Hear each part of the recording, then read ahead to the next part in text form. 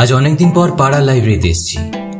ঘরে বসে বোর হচ্ছিলাম, তাই ভাবলাম লাইব্রেরিতে যদি কোনো ইন্টারেস্টিং বই পেয়ে যাই।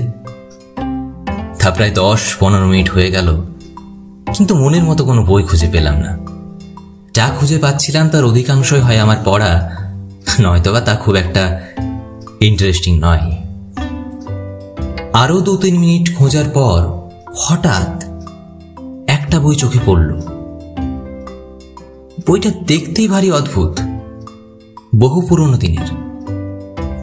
বইয়ের কাভারটাও বেশ মোটা এবং তার উপর ধুলোর একটা পাতলা আস্তরণ পড়ে গেছে। কয়েকটা পাতা উল্টে পাল্টে দেখে বেশ ইন্টারেস্টিং মনে হলো, তাই লাইব্রেরিয়ানকে দেখিয়ে বইটা বাড়ি নিয়ে এলাম আর পড়তে শুরু করলাম।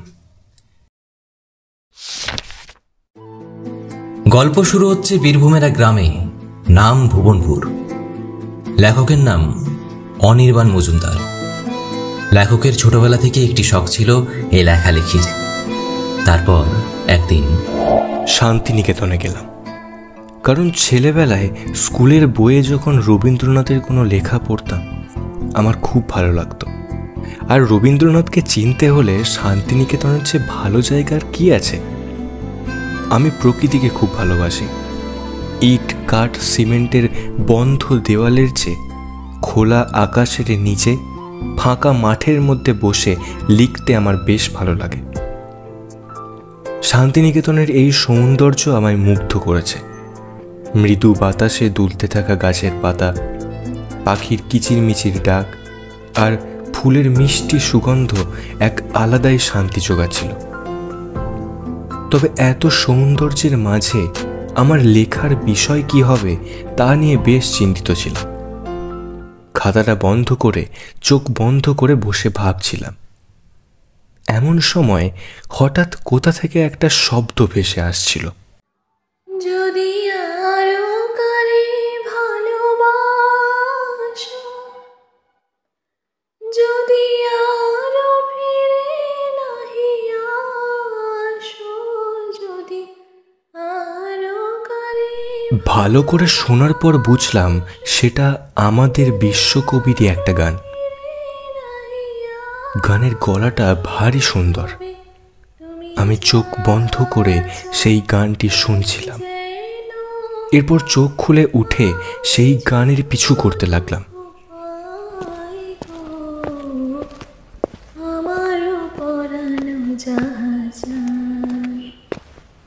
তুমি তাই, তুমি তাই গো আমার পরানো জাহাজ। বাহ, ভারী সুন্দর গাইলেন তো। ধন্যবাদ। আপনি? আমি অনির্বাণ মজুমদার। লেখালেখি করি, সেই সূত্রেই কদিনের জন্য এখানে ঘুরতে আসা। আপনি কি এখানেই? হ্যাঁ, আমি এখানেই স্টুডেন্টদের গান শেখাই। দেশের বাড়ি বর্ধমান। ও আচ্ছা, দেখেছেন কথায় কথায় আপনার নামটাই জিজ্ঞাসা করা হয়নি। আমার নাম নূপুর চক্রবর্তী। বাহ, যেমন সুন্দর আপনার গানের গলা তেমনই সুন্দর আপনার নাম। আপনি কি লেখেন? হ্যাঁ, এই টুকটাক গল্প উপন্যাস এইসব আর কি। তবে এখনো পর্যন্ত আমার তেমন কোনো লেখা জনপ্রিয়তা পায়নি। তাতে কি হয়েছে? ভালো শিল্পীর জনপ্রিয়তা তার কাজের উপরই নির্ভর করে। দেখবেন একদিন ঠিক আপনার লেখা সবার কাছে পৌঁছে যাবে। ধন্যবাদ। আচ্ছা, এখন আমি চলি, আমার ছাত্রছাত্রীরা চলে এসেছে।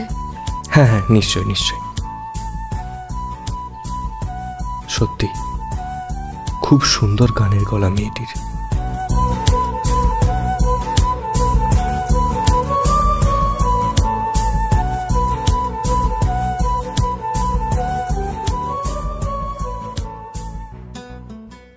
এ কি, মাঝের অনেকগুলো পাতা তো নেই।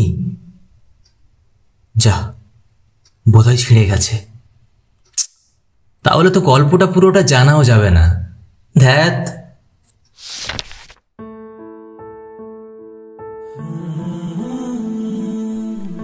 অবশেষে আজ নূপুরের বাবার সাথে দেখা করলাম, তবে যা আশা করেছিলাম ঠিক তাই হয়েছে। ওর বাবারও সেই একই প্রশ্ন, লেখালেখি করে কি আর সংসার চলে? অবশ্য কথাটা উনি ভুল বলেননি। একটা বই প্রকাশ করতে যা খরচা, আমদানি তার অর্ধেকও হয় না। তবে নূপুরের বাবা আজ এমন একটা কথা বলল যেটা আমি কখনো আশা করিনি। উনি বললেন, আমি নূপুরের অনেক বড় বাড়িতে বিয়ে দেব, যেখানে ও সুখে শান্তিতে ওর বাকি জীবনটা কাটাতে পারবে, আর সেটাও খুব শীঘ্রই। কথাটা অবশ্য নূপুর এখনো জানে না। সে অপেক্ষা করছে আমার জন্য, আমাদের মধ্যে কি কথা হলো তা জানার জন্য।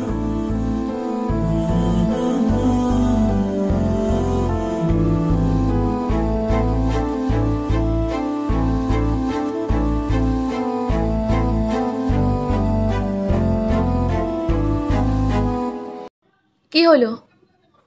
কথা বললে বাবার সাথে? কি বললো বাবা? বলো না, চুপ করে আছো কেন? যা ভেবেছিলাম ঠিক তাই। ও, বাবা মেনে নেননি, তাই না? আমার মনে হয় আমাদের আর না এগোনোই ভালো। এসব তুমি কি বলছো? দেখো, তুমি আমাকে ভুল বুঝো না, তবে যেটা বাস্তব সেটা তো আমি পাল্টাতে পারবো না। তোমার বাবা তোমাকে খুব যত্ন করে মানুষ করেছে, আর উনি চান যে তুমি তোমার বাকি জীবনটাও ঠিক ওই রকম যত্নেই কাটাও। কিন্তু কিন্তু আমি তোমাকে সেই সুখ স্বাচ্ছন্দ্য কিছুই দিতে পারবো না। চাই না, এসব কিচ্ছু আমার চাই না। আমার শুধু তোমাকেই চাই। না নূপুর, বোঝার চেষ্টা করো, এতে সবার ভালো হবে। তুমি বলো, তুমি কি পারবে তোমার বাবাকে কষ্ট দিতে? পারবে না। আর আমিও চাই না যে তুমি তোমার বাবাকে আমার জন্য কষ্ট দাও। যে মানুষটা তোমাকে এত যত্নে মানুষ করেছে, আমার জন্য সেই মানুষটাকে কষ্ট দেওয়াটা ঠিক হবে না। তাহলে কি সত্যি এখানে সবকিছুই শেষ? হ্যাঁ হ্যাঁ নূপুর।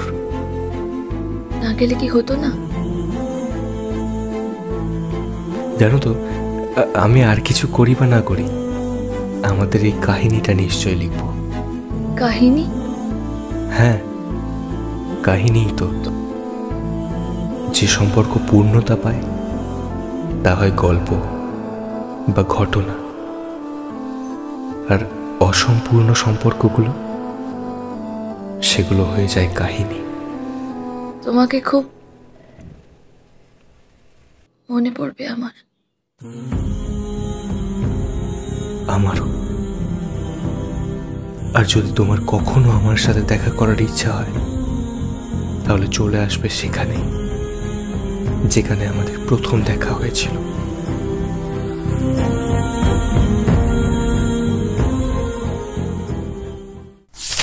এ কি, এখানেই শেষ?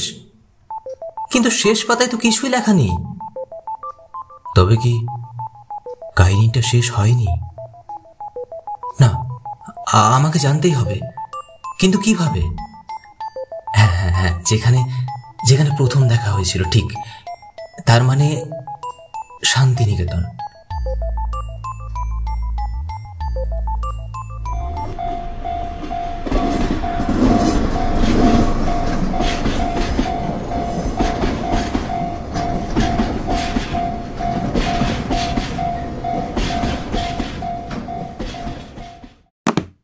I am so sorry, young man. আরে ঠিক আছে। এটা এটা তোমার। ওয়েট আ মিনিট, তুমি কি এই বইটা পড়েছো? হ্যাঁ, আর অসম্পূর্ণ গল্পটা জানার জন্যই আমি এখানে এসেছি। Wow young man, wow. কি হলো, আপনি হাসছেন যে? আমার নাম অনির্বাণ মজুমদার, আর এই কাহিনীটা আমারই। সত্যি? তাহলে তাহলে বলুন না গল্পটা আমায়, আমি জানতে চাই নূপুরের কি হলো, আর আপনাদের সম্পর্কের কি হলো। একটা কঠিন বাস্তবতার সম্মুখীন হয়ে সব শেষ হয়ে গেল সেখানে। তাকে দেওয়া সব কথা, সব আশা, সব স্বপ্ন, সব কিছু। তবে একটা জিনিস আজও একই আছে, আর সারা জীবন থাকবে। ওর জন্য আমার ভালোবাসা। জানো তো, মাঝে মাঝে নিজেকে খুব অপরাধী মনে হয়। ওকে এত আশা দিয়ে, এত স্বপ্ন দেখিয়ে ওর সব আশা আমি ভেঙে দিয়েছি, কোনো কথা রাখিনি। সত্যি আমি অপরাধী। তারপর কি আপনার আর দেখা হয়নি তার সাথে? না, সে এখন অনেক ভালো আছে, তার সংসার নিয়ে। যেটা আমি সব সময় চেয়েছি, যে কষ্টটা আমি ওকে দিয়েছি, ও যাতে সেটা কাটিয়ে উঠতে পারে।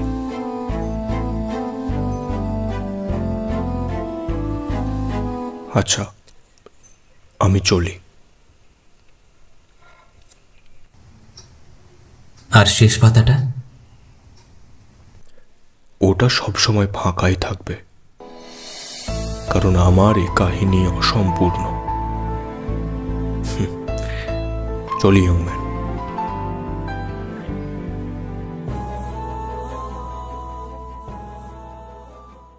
যদি আরো করে ভালোবাসো, যদি আরো ফিরে নাই আসো, তবে তুমি যাহা চাও তাই যেন পাও। আমি যত এটা তো সেই গান। হ্যাঁ, এটা তো সেই গান।